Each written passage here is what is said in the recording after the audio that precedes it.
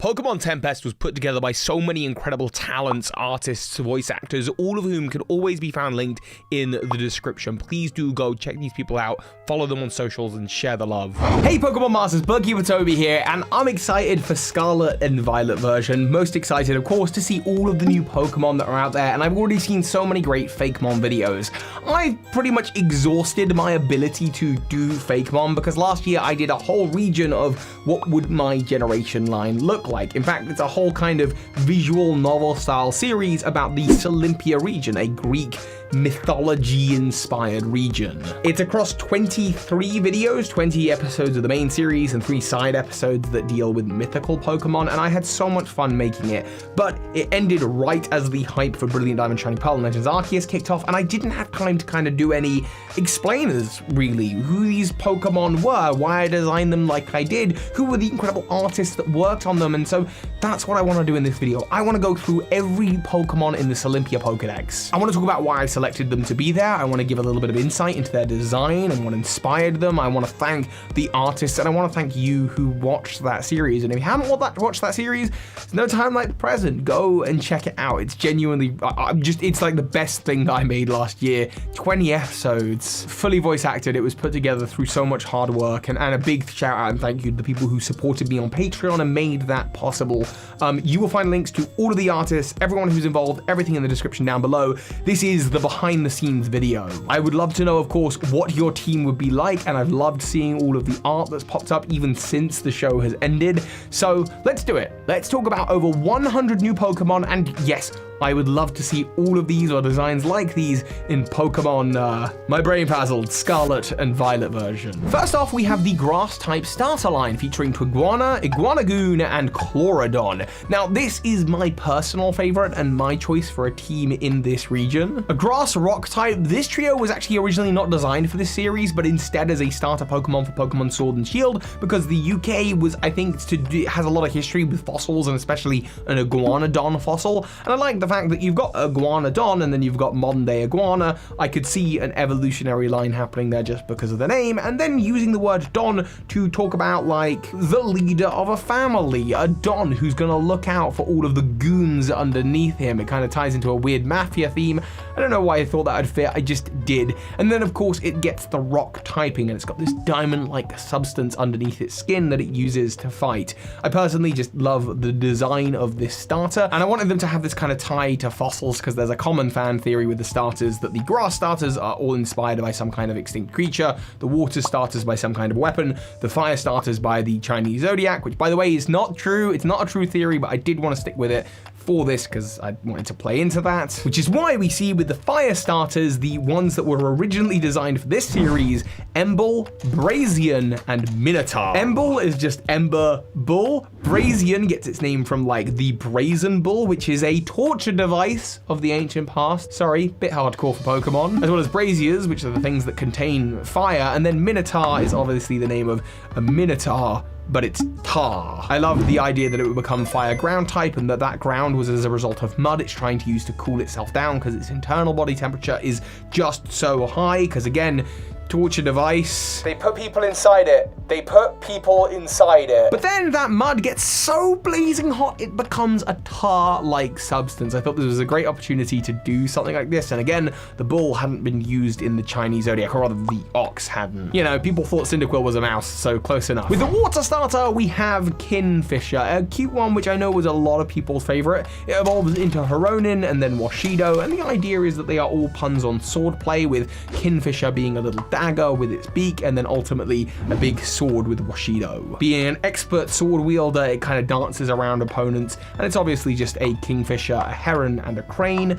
Not too much to look into there, honestly. Then we have the early root bug Pokemon, Barbug, Hiphopper, and Hipmothic, and any of you who have seen me on Twitch recently know that I am a huge fan of Legend of Zelda The Wind Waker, and you might recognize these creatures as dungeon mini bosses from Zelda. I took heavy inspiration inspiration from the little bug pointy creature that's in Wind Waker all the way up to like Gochma, who's also a boss in Ocarina of Time. That's sort of what the middle stage is inspired by, is the boss from Ocarina of Time, and then the big stage is the big moths that appear again in the Wind Waker. I love their incredible hypnotic colors. I think they look very vibrant and they suit a sort of mythical region. I also like the idea that the bug Pokemon would transition types all the way through, so it goes from being poison to steel with the cocoon form, and then ultimately to bug flying. Or is it bug psychic?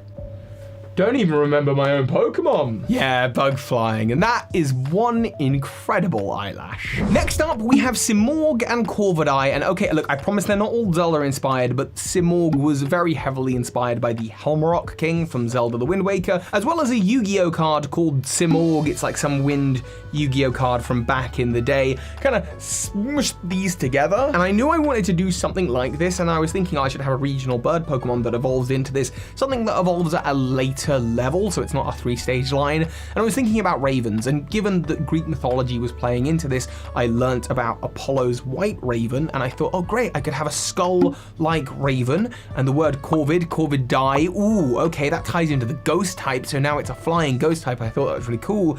And then I thought about the fact that the evolution was inspired by the Simorgh, and that the word Morg is literally in a Simorgh's name, because a Simorgh is a real mythical creature. So once again, it tied together and created this perfect flying ghost line that I just think is fantastic. It's one of my favorites in the series. However, there is another evolutionary line. There is Capon and Scraptor. I believe Capon is just a name of a chick somewhere in the world, and Scraptor, they're scrappy raptors, and they are a gender-varianted Pokemon with 2 different forms, but they also tie into the pseudo-legendaries that come later, with Mimichick being a different Pokemon to Capon, but they look slightly different, and then ultimately it evolves into Falraptor, which evolves into Avalisk, the Basilisk Pokemon. I've wanted to do a Cockatrice/Basilisk Pokemon for ages, and if you've been here since before the time of Sword and Shield, you may remember this design from all the way back then. I had to include it in my own fan region. Next up is an evolutionary line that I really didn't like, but a lot of people, there was a lot of love for it, and that was Timpole, which evolves into Amphibiblimp. That's what I called it, Amphibiblimp. A flying water type, so a horrendous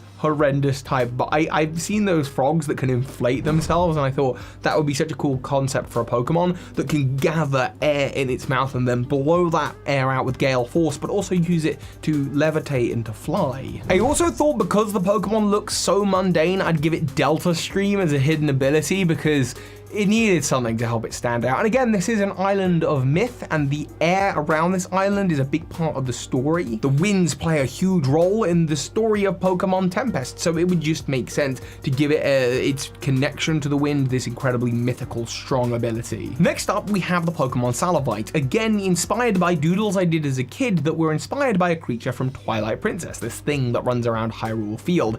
I really didn't think much about this Pokemon. I knew I needed a regional bug, and that was it. It was a regional bug with a really long tongue, and I thought it was really interesting, this idea of a creature that lived up inside of a body, but the majority of its organs and biology are just the head. The rest of it is almost like a mech suit it walks around in.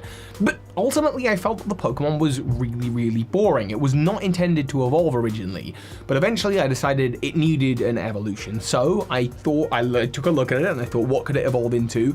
And I liked the way that its head was popping out of what looked like its head, and that reminded me of the Xenomorphs from Alien that inspired Zvolve, the Pokemon that exceeds evolution. Having gone from a Pokemon that used to not be able to evolve, according to the lore and the Pokedex entries, it can now evolve, and it gets this psychic power that makes it even stronger. It's now the top predator in the forest, and that's just simply it. It's the Pokemon that exceeds evolution because it didn't originally evolve, and the design process, so I made that part of the lore. Next up, we've got the Slakoth line that features the original Slakoth, and then the regional variants of Figoroth and Slacking.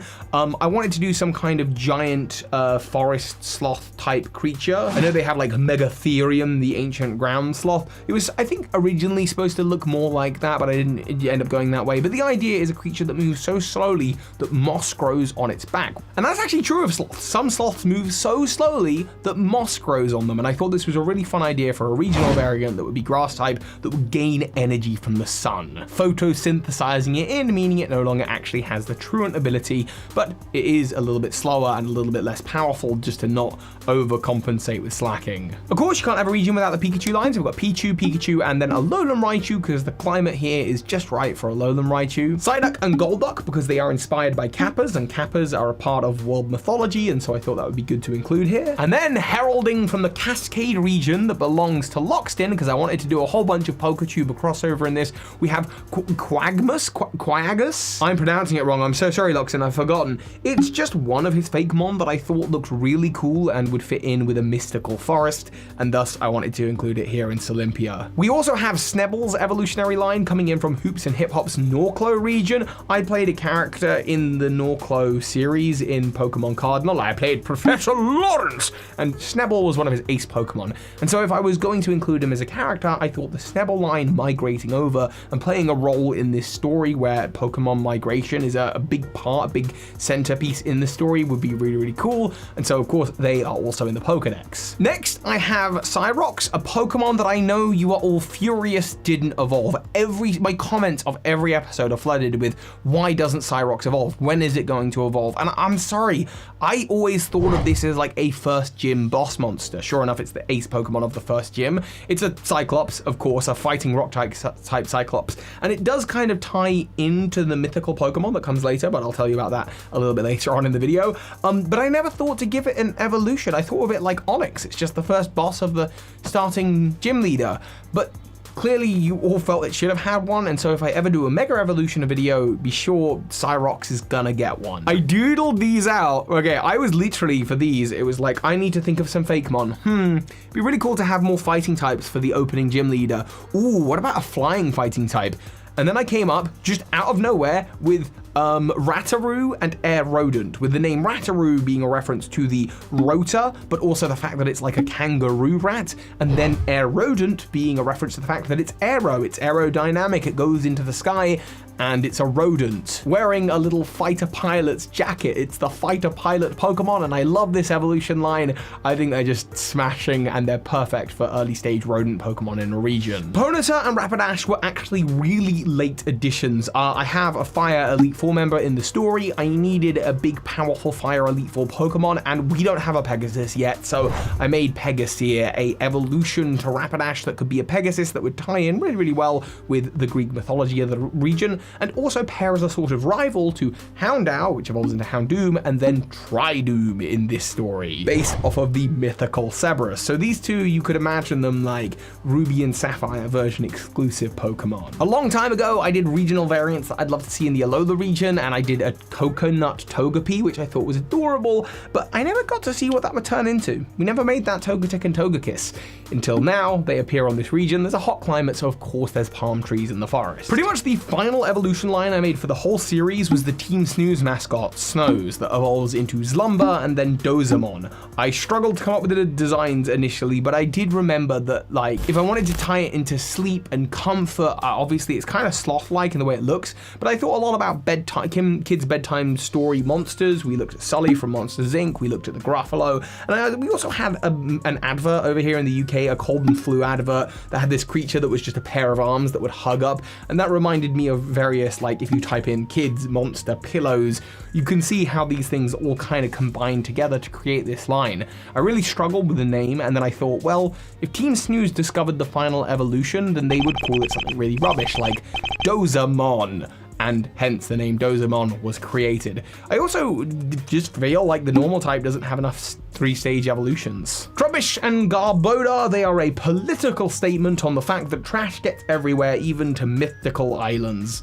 That's it for them. I also just happen to love Trubbish. I think it's a fantastic Pokemon. It's really, really cute, and I wanted to have a Unovan Pokemon in the region. I also had Tangela and Tangrowth because they are the closest thing that you could find to, like, Medusa, which is another Greek god monster thing. Coming over from the Cascade region, we have Cascadian Yanma and Yanmage. I felt that their designs really fit in with the theming of a particular town of mine, Atheron City, which had citadels and towers in its initial inception, and so it really matched that. Also, this map was originally like my Dungeons and Dragons map, so I felt like having a Dungeons and Dragons themed Pokemon would really just go well with this. Satyrcorn and Galulubi, they're based on the Galulubi goats that actually exist. I wanted to have some mountain goats because they're pretty common in Greece and in Cyprus, and I thought that'd be really nice. So to have these kind of fairy, fae goat creatures, I googled like mystical goats and found out about satyrs, and that's where the name comes from. Capricorns for the horns. I also, like most fairy Pokemon, they have this kind of mystical connection to another realm, so I like the idea that they can almost see through time with their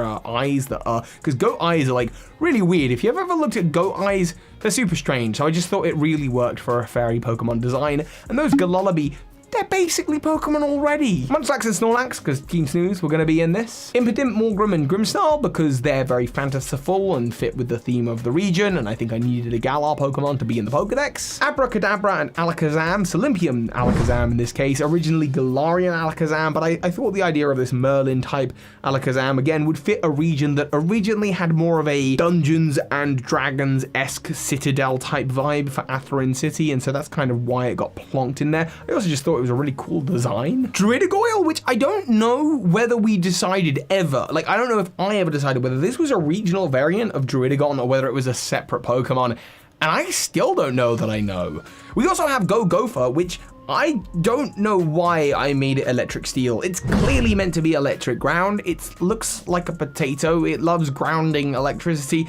This should be an electric ground type. So I'm retconning it now. It was electric ground. It was always electric ground. Temfin and Temferno. Okay, I love these two. These might be my favorite Pokemon in the whole series. Temferno, obviously we want to see fire water Pokemon, and there is such a thing as a firefish. It looks just like Temfin. And I like the idea that it's a bit of a hothead. It's angry. Its internal body temperature is so high that it boils the water around it, stopping it from socializing with other Pokemon. And that anger bubbles to the surface and reminds us of the very angry Gyarados, which we see in Temferno, a Pokemon literally steaming. It's that angry, it's that much of a hothead. A sea serpent, and again, the transition is much like Magikarp's Gyarados. I personally think this is my favorite design, and if I ever reuse a design in the future for something, I would reuse this in a heartbeat. I think it's fantastic. We've got Sarasurf, the Sea Angel, which was based on just some doodles that I did as a kid, as well as Flamingo, which was kind of a little in-joke, because at the time, Loxton had said, you know, Pokemon designs, they should be nice and complex. You can't just put fire on a Flamingo and call it a Flamingo,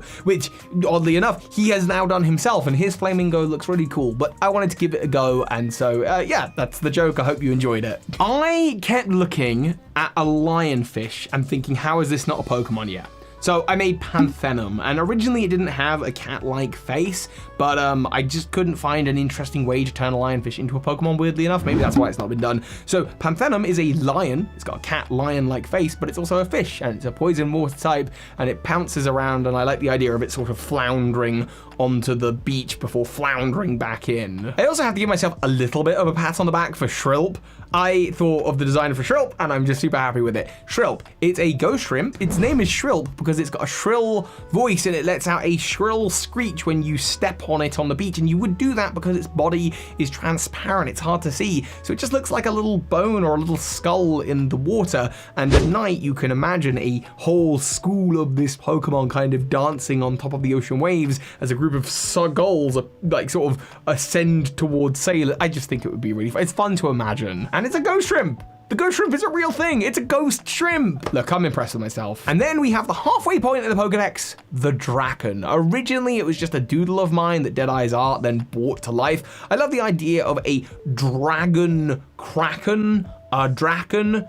Drakraken. It went through a few different name iterations, but ultimately it is a dragon dark type. It is a huge force of darkness. It's a very eldritchy type monster, very Cthulhu-ish, and I just thought it would be fantastic as a sort of mid-game boss. Next up, we got Scarecrows. I wanted to do something with a face kind of like Venom, and that was a virus kind of like Venom, but it's also a Scarecrow. Not much inspiration here, just Scarecrows. And then we have Hermite, Kabutops, and Omenstar. Originally, Kabutops and Omenstar were just forms of the same Pokemon, depending on what item you gave them, but then I liked the idea that you could turn the item into an evolution item and they'd be separate, because the names that I believe some community members of my Discord helped me come up with were so good.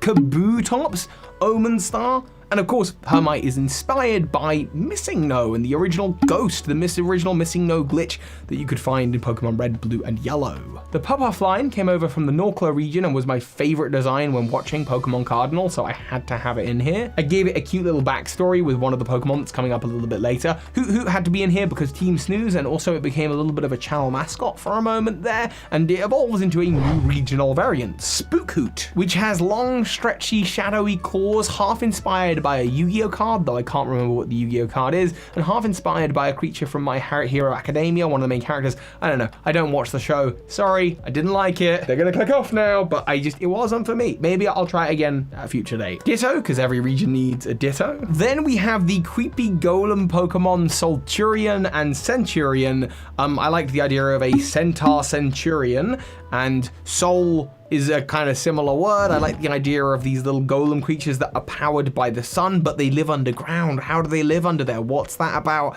I thought all of that could be really, really interesting. They're kind of similar to the Golurk line, but ultimately, that's all there is to them in terms of inspiration, but I did try and tie them into the lore of later mythical Pokemon. Whimper and Whiscash were quite early designs in the process, and Whiscash was the design that made me go, I'm onto something here. This could be a lot of fun.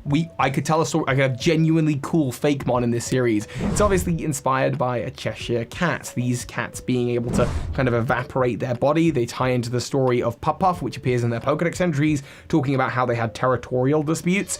Originally, I wanted them to have territorial disputes with Haunter and Gengar, because I loved the idea of like creepy back alleyway fights at night between a Haunter and a Whiscash. You can imagine the screeching and the scrapping, but ultimately that didn't end up happening because really there was no place for the Ghastly line in the region, and Whiscash and Gengar are quite similar. So Whiscash kind of took on a life of its own, and I didn't feel like it could be a non-evolving Pokemon, so I gave it a pre-evolution in Whimper, a little scaredy cat. A Dorsum and a Jawsum were originally inspired by Pokemon I did in my very first FAKEMON video back in 2016 that were in themselves inspired by Chaos from Sonic, but I love the idea of a kind of fully aquatic, like water-based creature that's held together by a spine of rock and just a little brain. I thought that would be really, really cool, and that's kind of how they've evolved over the years. Sandygast and Palosand just really fit in with the region because it had several beaches, and one of the beaches was in an area that heavily focused on ghost Pokemon. And then we have Arachnit and Arachne. So Arachnit was much like Salavite, a single stage Pokemon, and it's very much inspired by the Spriggans from Skyrim, but also the Raknos from Doctor Who, and I felt that it needed an evolution, and it turns out there was something called Arachne that is a sort of thing of myth, so I tied these ideas together in a big web to create Arachne. And interestingly enough, you might not have noticed this is a whole Pokemon Tempest theory about this. The only character who uses an Arachne is the Elite Four member Sid, voiced by M&J TV Pokebids, and Sid meets you at the very beginning of the story and it acts super weird towards you. And then you meet Sid at the end of the story as a member of the Elite Four, and you're like, it's that guy from before. And Arachne's Pokedex entry references the fact that sometimes people get stuck in its web, and the web has time-shifting powers and possibly sent M&J TV's character back in time. So when he meets you earlier on in that story, Sid's already met you in terms of your timelines. Yeah, I put Pokemon theories in my series.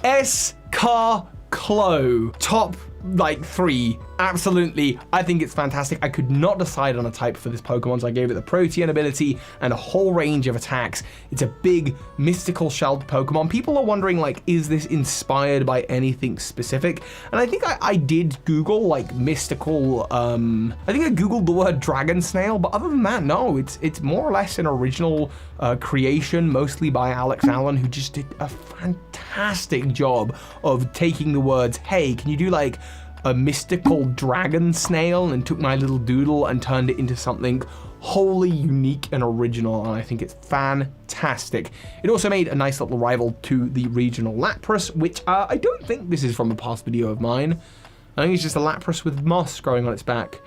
Yeah, I like it. Sagend was my want to use the word sage that could mean an elderly wizard, and the color green and merge them together. But really, this is probably one of my least favorite Pokemon in the series. Though, because it looks like a giant stone head, it looks like it could be part of the region. I like the idea that it sits on the cliff face, spitting seeds out into the ocean, and that those seeds become scarecrows, and that there's some kind of relationship between the two. But that's never really been fully established and wasn't fully established in the series. Marion and Hypnotrist are two very creepy Pokemon, both of them inspired by Zelda enemies. Once again, I know, look, it's almost like I like Legend of Zelda. Marion being inspired by the little Skull Kid puppets from Twilight Princess, and Marion, wait, no, other way around. Yes, I think I just said Marion twice. And Hypnotrist being inspired by the big puppet Ganon from the end of Wind Waker. That's it, that's the only inspirations, but I thought it would be super creepy to have a Pokemon like this, especially like how it goes from being kind of humanoid, and that's a little bit disconcerting, to like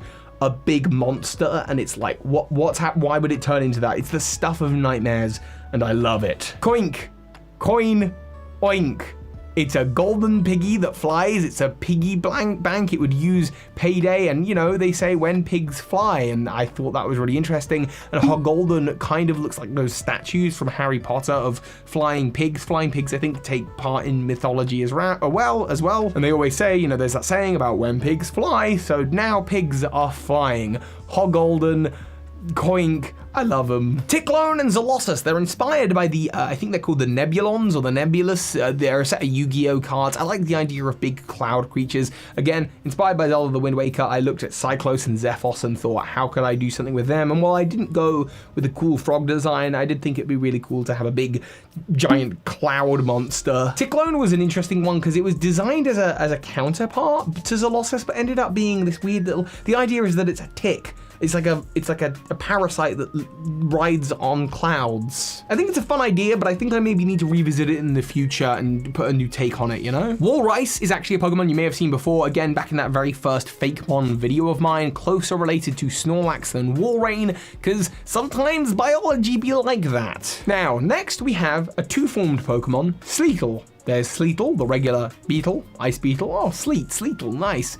And then there is the dung beetle Sleetle. Obviously, it's both a scarab and a Hercules beetle, because I can't do a Greek-inspired mythology region without a Hercules beetle. And Heracross would have been in the region if this Pokemon wasn't. But the idea of a snowball dung beetle is an entirely original idea by me. I was on a walk with Phoebe at one point. There was sleet and snow under my feet. I got thinking about dung beetles. I then just thought it would be really interesting. What if there was a dung beetle Pokemon, but instead of poop, it had snow and it had a giant snowball, and that birthed this idea, and I'm a big fan of this one personally. I would actually love to use this idea again in the future for some other project. I also included a Pokemon of True Green 7's Asone region, which was Clownine. I just felt that it really fit with the theme of this Dungeons and Dragons-esque town as it was originally, and ultimately the region ended up changing, but Clownine still felt like a good fit. Manatee also appears in the Pokedex. It is a Manatee, and it's one of True Green 7's. I really like the design, but actually one of the things True Green 7 said is that this isn't part of his region. It's not part of the Asone region, so I like the idea that there would be one Pokemon out there, but no one really knows where its original home is. It's not Olympia. Now, if I was going to do a region that involved myth, I had to include a Griffin and a Harpy, and so ultimately we have the Harpy line with Harapin, Harafury, Haraclaw? I don't remember what I called it. And then Furypin. The idea being this kind of, because I think Harpies are kind of depicted as being a little bit evil and a little bit creepy. And then I like the idea that this Harpy will grow up and become a kind of noble sky warrior that lived in a city above the clouds held up by Zolossus. And that is ultimately what becomes of it, and it goes from being a kind of very dark poison type Pokemon and then becomes a hero and becomes an element of light and actually plays quite a big role in the story of Pokemon Tempest. Ultimately going from a kid Harpy to a knight to then a seraph, which is a big kind of angel-like creature. And for a Griffin, we have Griffoon, which takes elements from Braviary, Pidgeot, and Arcanine, as well as a few original elements,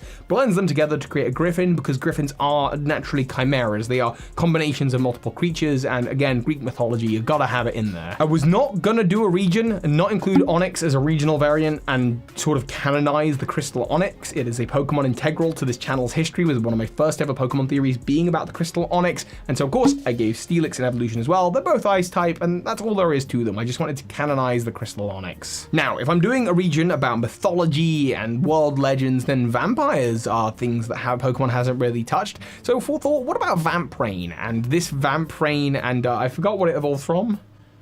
Cerebat, that's like cerebral, is a giant bat evolution line with a big brain. The idea being it is a psychic type, and it's not a physical vampire that drinks blood, but it's a mind vampire that drains even the trainers that work with it. It takes inspiration from Nosferatu and depictions of vampires with incredibly big heads, as well as Jinzo from Yu-Gi-Oh! And then we have Clawdle and Embass. I was really struggling to come up with a name for Embass, but it's supposed to sound like Embrace. It's the bear trap Pokemon, and I love the idea that it is a bear that traps you with a big smiley face on it, because, you know, bear Pokemon are cute, they're cuddly, but they are predators, and maybe the fact that they're cute and cuddly is an evolutionary advantage to draw you in to make you want to cuddle them. But that's it, that's the inspiration. Clawdle with its big claws uses it to dig into things, and so that kind of adds the ground typing to it. Next up, we move on to kind of the late game steel Pokemon. We've got Aron, Lairon, and the new regional Aggron. Originally, this regional Aggron looked totally different. I just couldn't settle on a design that I really liked, but it's a water steel type. It turns out the region ended up having a lot of water steel types, which is why the final gym became a dual water steel gym. And I wanted to give it a color that made it look a little bit more rusted than regular Aggron. And I also wanted to imply that it was maybe slightly more of a social species than regular Aggron. And I think the idea of an Aggron alligator is really cool and worked. Next up, exactly the same as the Abraline, as a kind of parallel and counterpart to it, we have Honedge, Blade, and then Solympian Aegislash, which is supposed to be inspired by Excalibur and wields the fairy type. I love this, and I actually prefer this to original Aegislash. I would use this over regular Aegislash any day of the week. Now, for the steel type gym in the Olympia region, I like the idea that there was something kind of unnatural about it, because this is a region of myth, so steel seems out of place. For that region, I wanted to lean into it, and that's why two of the aces of the gym are Explamari and Squidboom, rival Kraken Pokemon to the regular Draken, but these Squid/Krakens are based off of grenades and tanks. I just thought it was a really like stark contrast thing to have to the natural world of Olympia,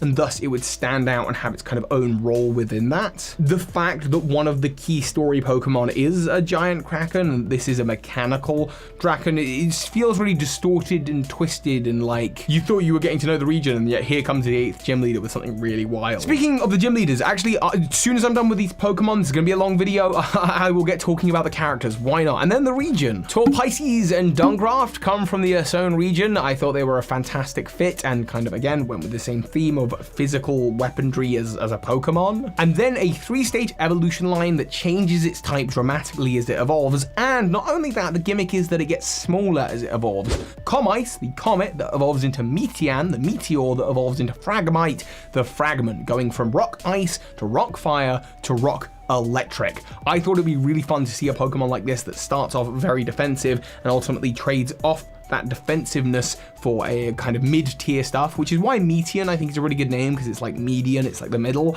and then Fragmite is just a fragment of that, but ultimately it has really high strength and really high speed as it's now whipping around the atmosphere, circling around, and it's a shining star. Kyokyo and Kyoki are Pokemon that you might be familiar with from a single video I did a long time ago when doing a theory about Alolan Vulpix having an ancestor. And also in the realm of ice Pokemon, we have Diavern, which again is from that original video, that first video I did about FAKEMON here on the channel in 2016. It's one of my favorite creatures, and I will use it again for some future project. Finally, before we get onto the legendary Pokemon, there is this sort of second pseudo-legendary to the region. I already mentioned Avalisk, that comes a little bit later in amongst the legendaries, but there is Thundra, which is a sort of pseudo-legendary of the region. It's a 3-headed Hydra that is made of thunder.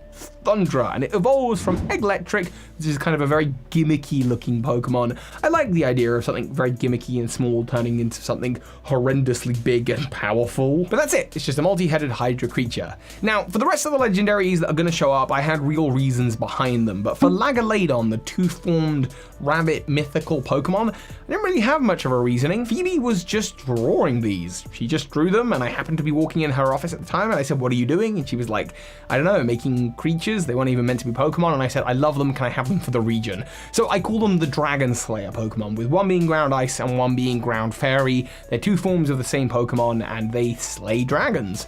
And that's it. That's the 100% inspiration behind these Pokemon. The name Lagaladon comes from the word Lagamorph, which is to do with rabbits. And yeah, that's pretty much it. Heliphos, Ocetus, and Gaianis. They take inspiration from, say it with me now, The Legend of Zelda, the Twilight Princess. You can see the mask and how it ties into like the Fused Shadow from Zelda. And again, I like the idea of these creatures that are all elements like Chaos from Sonic, but bound to a mask. And that's what we're seeing in these three Pokemon, these three Titans. They also take inspiration from sort of taking the whole family of Greek Titans and trying to boil them down to just three elements, with the fourth element being the underworld, which we see in the main legendary Titaphon, with its two forms. This Pokemon is originally inspired by the first ever FAKEMON drawing that I really ever did as a kid. I still have this bit of paper from when I was, I don't know, 5, 6. I drew this at school. I still have the paper. I've always thought the FAKEMON looked cool.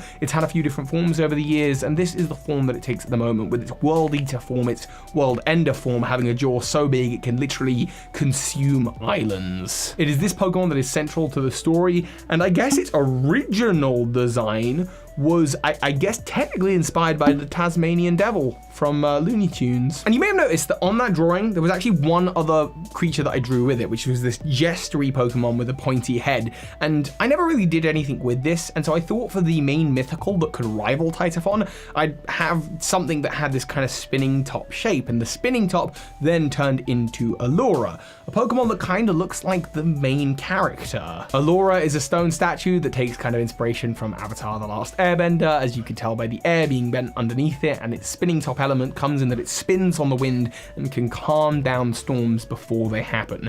It's also been carved out of the main mythical Pokemon at the end of the Pokedex, but now we move on to the kind of the post game, where we have the Primordials, each one named after a different Greek letter of the Greek alphabet. Delta, Beta, Gamma, Epsilon, Upsilon, all of these creatures are, I think, really, really cool. They all have a kind of combined look about them. If I was going to go with Greek letters, then I can't ignore the fact that Ruby and Sapphire in their remakes were called Omega Ruby and Alpha Sapphire. So we took the elements of Primal Groudon and Kyogre and merged them into the design. The idea being that all of these creatures, all of these dark type creatures, and yes, by the way, Gamma, supposed to be dark type, all of these creatures were once one. They came from the same body. We have a Trojan horse, a Kappa, a mermaid, a werewolf, a werecat, this one's probably my least favorite, I'll be honest, a true Cthulhu, a Gorgon, not a Hydra, it's actually a Gorgon. And by the way, for this one, it's a totally different artist to the whole rest of the series. I googled Gorgon like Pokemon, and everyone's designs were all the same, but I saw this one that was being made and I just thought it was fantastic, and I wanted something like that. And then the Alpha Omega, which is what's left of that body of the original creature that I guess in theory, had it not deformed, would have just turned into a Groudon and a Kyogre and split off from itself, just adding a little bit of lore to flesh out the Pokemon world. And then finally, two more mythicals. When I made Kabutops and Omenstar, I actually revealed them early, before the whole series had even started, and I hadn't completed these last few mythical Pokemon, and so many comments said, you should do a Scarodactyl. And so I did. This is Scarodactyl, kind of based off of Missing Glow, kind of based off of the Aerodactyl fossil in the Pewter Museum. It kind of came out at Halloween, and it's just a special mythical Pokemon that's kind of, think of it like Carbink to Diancie, but for Hermite to Scarodactyl. I thought the name was too good to pass up the opportunity, and that was really it. Also, Hermite's very special to the story of Pokemon Tempest. And then finally, we have the Watcher Pokemon, inspired by, yeah, the Watcher, which What If was coming out at the time that this was being made. Cyclops, with Psy being a tie back to the Greek letters, but it being a Cyclops. The original Cyrox, its Pokedex entry, references the fact that people were mistaken in thinking that it was bigger on original descriptions, which drew scientists to the island, but actually what people saw was a giant rock, Cyclops-like Pokemon. That same rock from the mountain of Olympia was used to carve Allura, as well as the Solturians and the Centurions. So it ties into all of these other elements, and the idea is that before Olympia had a mountaintop, which has been cracked open, and you can see that in the design of the mountain, a giant face watched out upon everything. Again, this was inspired by my Dungeons & Dragons map that originally was called Stonehead Isle. And you see that brought to life with Cyclops. It is the Pokemon that is the Watcher in the same way that you are the Watcher of the show. And so I wanted to kind of tie it into all of that. So those are all of the Pokemon that appear in Olympia. Very quickly, I'm going to run through the characters. The player character is you, a gender-neutral avatar for yourself. They can be basically whoever you want them to be. They were designed with that in mind, and ultimately you are the Watcher of the show. So Alex doesn't have a lot of presence. Alex is just the default. It's a kind of gender-neutral name. And the idea is that Alex is a champion from another region wearing a laurel, which is a signature of champions. Lawrence obviously appeared in the story because I voiced him, and I thought it would be really easy to bring back that character. There are also the Team Snooze members, Crash and Mellow, that were originally unnamed characters, but as I was writing them, I was like, these are characters. I was like halfway through the script, and I was like, these cannot just be Grunt 1 and 2. They have to be characters. We have to give them a story. And we gave them this secret back love story that the actors pulled off so well, I think. And of course, Crash and Mellow, because Crash, like going to sleep, and Mellow as in mellow out. Next, we have the most important character in the whole series, Cass, and my heart goes out to those of you who really felt the depth of character and the range that was there. The actress just, oh my goodness, she's so fantastic. Go and follow her on all of her socials and on her YouTube, which is linked in the description. She brought Cass to life. She took a character that had a lot of depth and that was dealing with topics that I think are quite out there and almost a little bit political for Pokemon, and that wasn't the intention necessarily. The intention was very much to just write a character who, I guess the feeling was that she's a big fish in a little pond, but as the Tempest ends and people start coming to the island, the pond gets bigger and she feels the need to prove herself. As a result, she's incredibly rude and ignorant to people from the outside, and that ultimately she comes to learn and respect them. And, you know, she's got a lot of growing up to do. She's a kid, ultimately. She just doesn't know that. She wants to act tougher. And I think just the actress just brought her to life. Cass is inspired, I guess, a little bit by Daenerys Targaryen from Game of Thrones, as well as Silver, the rival from, you know, Gold and Silver. Because the player character doesn't have really a voice, because it's just you watching the show, this character really leads the story and leads the way, and I was so flattered to see so many of you feel that I had made even if you didn't like her, which is fair enough, I think, you know, that you found a character that you thought there was a lot of depth to, so thank you for engaging, I guess. Then we have the wise old Professor Dodona, named after the Dodona tree. I don't know why I went for this design. I liked the idea of a character who had a third eye, a metaphorical third eye. Earlier designs actually had a literal third eye, but I thought maybe not for this. But the idea is that this character can talk to the audience because they've got a third eye. They can see into the other dimensions.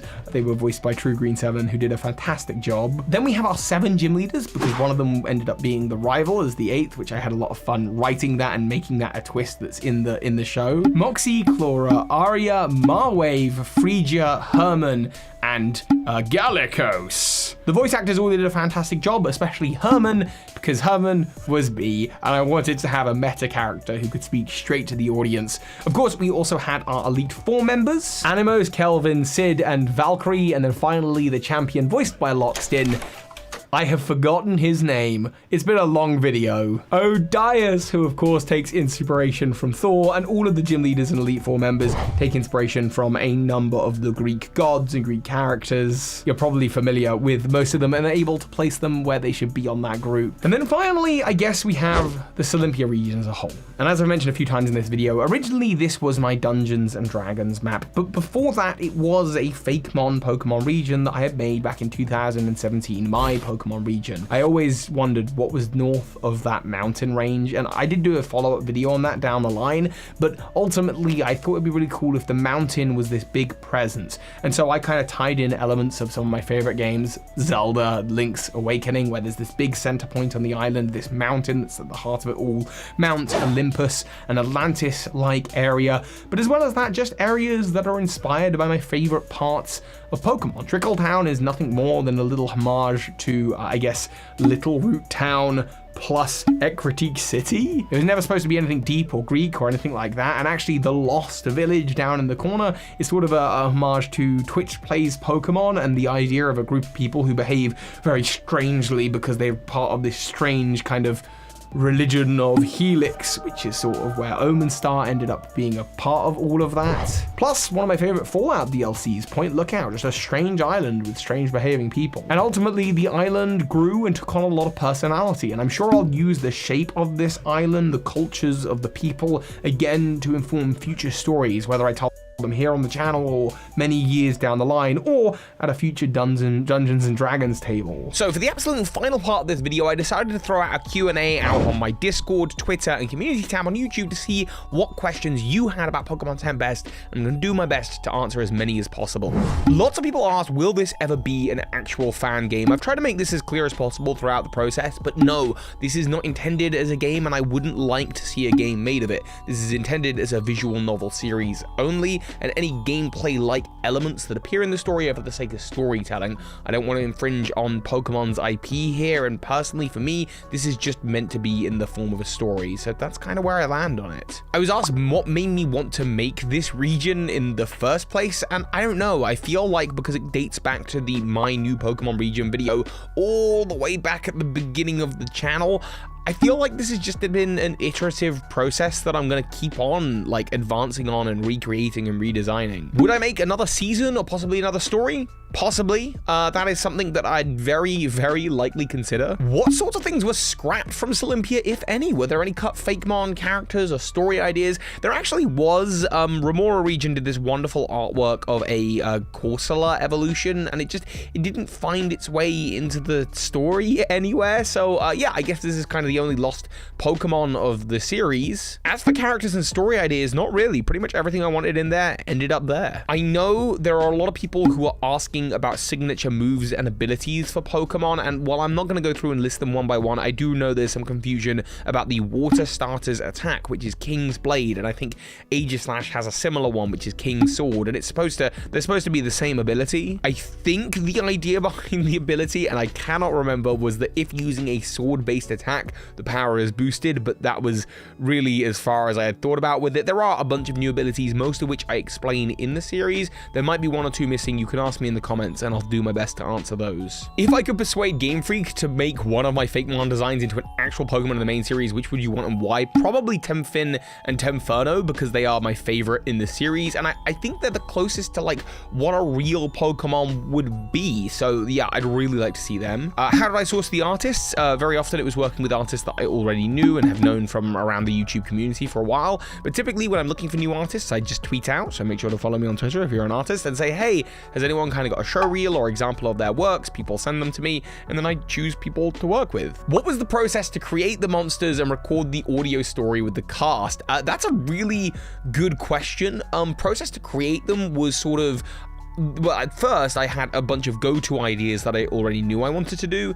Then I saw what type combinations were kind of missing and what we weren't getting in the Pokedex, and I went through and kind of tried to think, okay, we need more normal types. What about a 3-stage normal type evolution? Oh, well, we need something to tie into the story of Team Snooze, so that's how the Snows line came about, that kind of thing. And then as for recording audio with the cast, it was a case of doing the script, going through the script a second time, then a third time, then choosing the people that I wanted to cast for it, and then going through the script with them once, and then recording it. So it was quite a lengthy process. Finally, can we get a Shiny Dex video soon? Possibly. This is something I have thought about, and I just haven't really got around to doing yet, but yeah, very possibly. What inspired you, and how did I choose which FAKEMon I chose from other PokeTubers? I just went for the ones that I felt fit my region and my region's personality the best. For example, Yanmega and Yanmage tied into this region, because originally Athran City was more of a Citadel style, like, high elven society thing in the Dungeons and Dragons map, so that was kind of like a little nod to that. Will there be megas? Maybe I will do a top 10 megas for Olympia one day video, and if so, yes, Cyrox will be getting an evolution. But other FAKEMon like Wolo from the Pokemon Cardinal series, they're just my favorites, and that's it. How did I determine each gym's typing? A lot of that was looking at the various like heroes and gods of Greek legend and myth, and kind of associating a typing with them. But in terms of the order of those gyms, the only one that I knew was set in stone is that I wanted to have a ghost gym, which interestingly enough didn't end up having a sort of ghost leader because they became an Elite Four member. What was the hardest thing to factor when making the FAKEMon? Honestly, the stat spreads. It is not something I'm familiar with. I got a lot of help from my friend Little Miss Houndoom into building that out, and if you can look at the types and stats, you might go, hey, that's really busted, because again, this isn't meant to be a game, it's supposed to just be a series. Ooh, Gym Leader JC asks, in regards to Pokemon Tempest in general, what kind of things would you do differently with your experience now? If you could go back and change the thing, what would I do, and how would I do it differently? Honestly, the only thing I think I'd do differently is I'd script the ends so that they flow into each other a bit better, because I want to release at some point a compiled, complete Pokemon Tempest series with all of the episodes bleeding into each other, and I may have to create new scenes or new elements to make those episodes go together correctly. For the legendaries, which came first, design or plot? For the main legendary Typhon, it was design came first because it was inspired by something that I had already created. Finally, I think one of the most popular questions is just, am I gonna make any other regions? And maybe one day, but I don't intend to do it anytime soon. I'm not looking to capitalize this and make a sequel. If I end up spending another 7 years on YouTube, the chances of like another series like this popping up is likely, but right now I have no plans, and I'm really proud of this for now, so I just want to like enjoy this, work on other projects, and maybe one day a new region will rear its head. For now though, the video is getting far too long. So if you want to check out Pokemon Tempest or support this channel or any of this endeavor, because all of it, the art, the voice acting, all of it had to be paid for, the editing, everything, and I had so much fun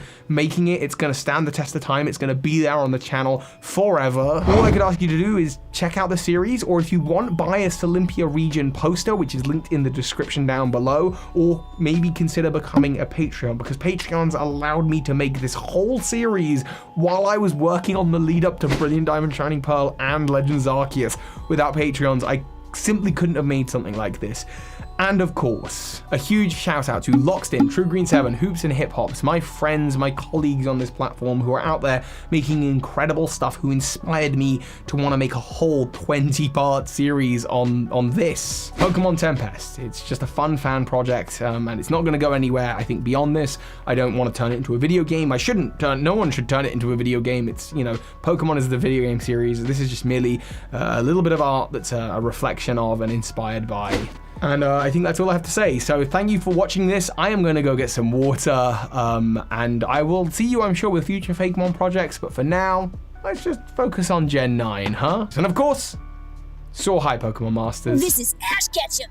You just watched a video by Birdkeeper Toby. That makes you a Pokemon Master. As always, a huge thank you to those of you supporting me on Patreon, including the big patrons of this month, Jed Rubin and Michael Hornschuch.